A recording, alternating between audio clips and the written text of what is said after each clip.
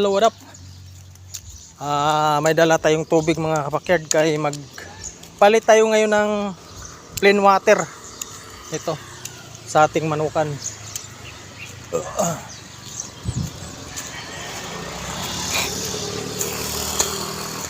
Kasi kaninang umaga mga kabakyard, nagpainom ako ng yung Primoxil powder. Yun ang management dito sa manukan mga kabakyard. Ayan patapos paubos na yung Primoxil powder.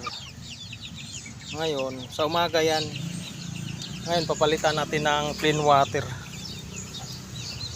Sa tanghali palitan natin yung plain water, tapos mamayang hapon ganun uli plain water. Kaya yan ang management ko dito. Dito tayo sa ating backyard mga kabakyard. Ayan natin mga alaga, nandiyan sa ilalim, nagkatago-tago yan sila. Yan ang management ko mga kabakyard dito sa ating munting manukan. Sa umaga kung magbigay ka ng vitamins, sa tanghali clean water. Ayan. Kung sa mga gamot naman, prevention, o magbigay ka ng gamot sa umaga, sa tanghali clean water. Tapos sa hapon plain water pa rin.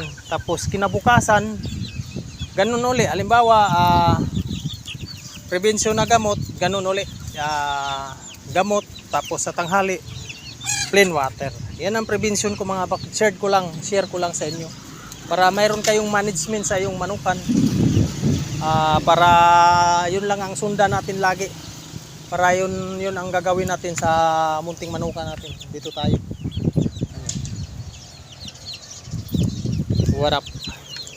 Salamat sa inyo. Ngayon papalitan na natin, tanggalin na natin.